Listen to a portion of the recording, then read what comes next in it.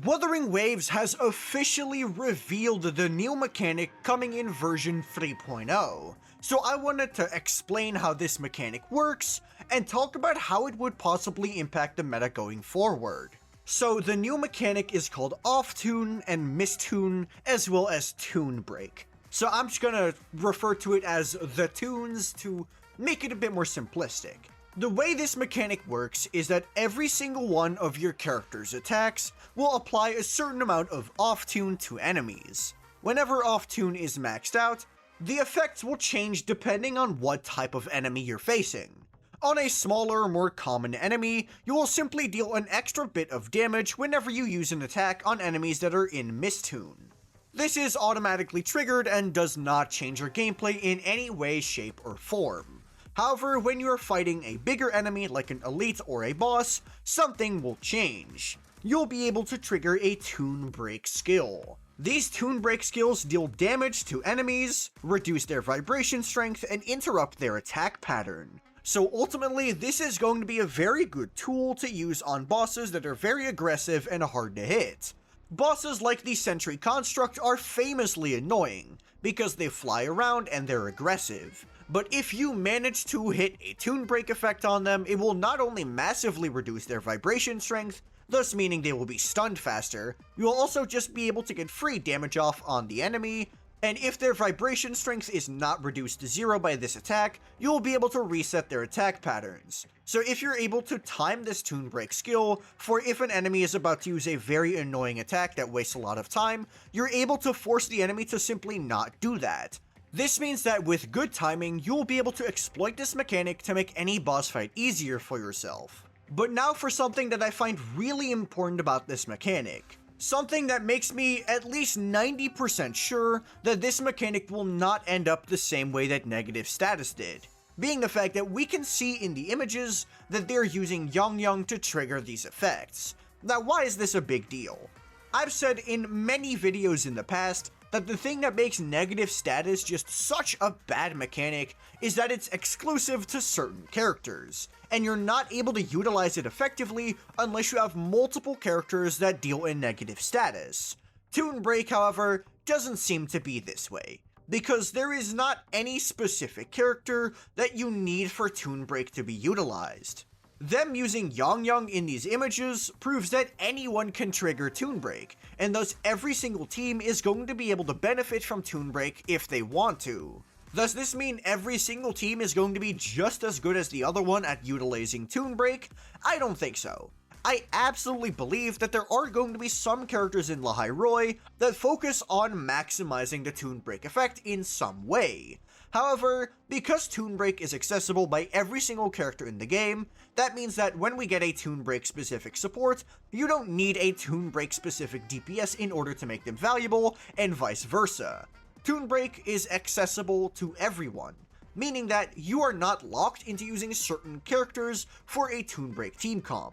You know, that does entirely assume that Tune Break is actually going to do significant damage and be worth to build a team around, but we don't know enough about what future characters are going to hold, so I'm just going to assume that they're adding Tune Break so they can make new archetypes.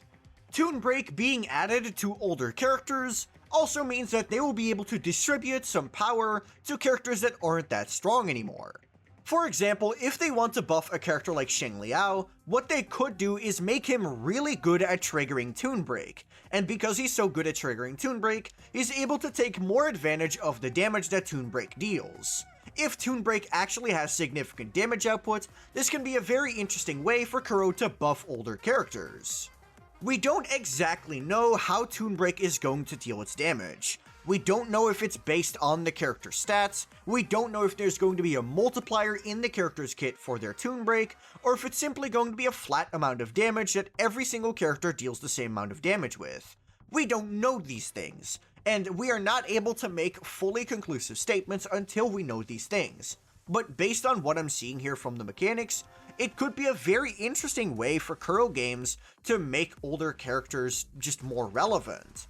I'm going with the assumption here that much like energy values, off-tune levels will be based on what attack you're using, and each attack will have a certain amount of off-tune application which allows Kuro Games to distribute off-toon in a way that can make older characters stronger and make sure that newer characters, while they still benefit from it, don't get as big of a benefit. Remember when Kuro Games added Nightmare Echoes in version 2.0 and a lot of them focused on buffing older characters instead of making echoes for newer characters? I believe that Off-Toon and Toon Break are going to be very similar in this regard, where they're meant to equalize the power levels a little more and make sure that older characters do not fall behind when the new cast comes out. But here is what I believe should be the big question. What is Kuro going to do with tunability? How is Kuro going to handle this in the future, and what does it mean for the game's meta? First off, I want to talk about Whimpering Wastes, because I believe I have the most concrete opinion on how tunability is going to affect Whimpering Wastes. And my opinion is, I don't think it's really going to do all that much for this game mode. Whimpering Wastes focuses on killing waves very fast. You're not really going to have the time to build off-toon on the enemies. This ultimately means that off-toon is honestly just not gonna really trigger that often.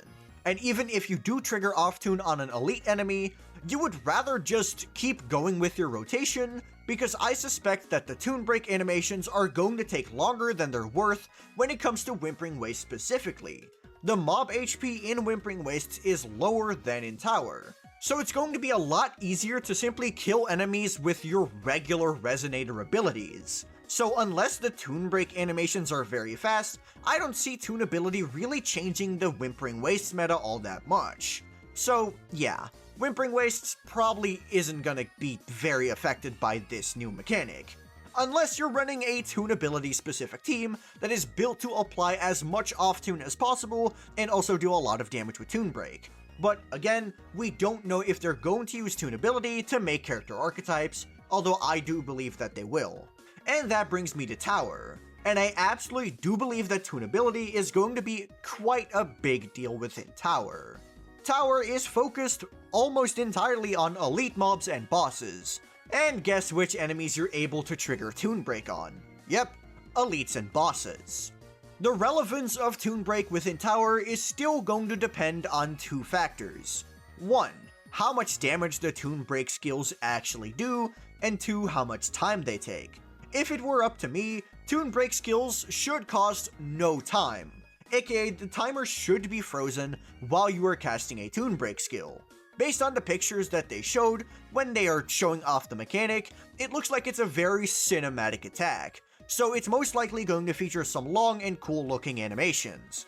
However, if you're making an animation long and cool, it also means that it's going to take away a lot of time on the timer. So, unless the timer is frozen, we might see some issues when it comes to actually utilizing this effect. Obviously, they could also just make it do a truck ton of damage, but that would be a very lazy solution in my opinion. One thing I definitely can see happen within Tower is that we are going to see Toon Break shill in the Tower effects. For example, an effect that will give you a certain amount of stats after casting a Toon Break skill.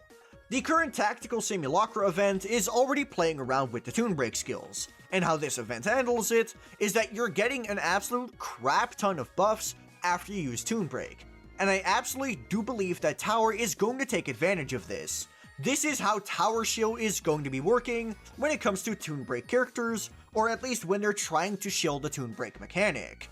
So in conclusion, I believe that Toon Break is already better than negative status because anyone can apply it.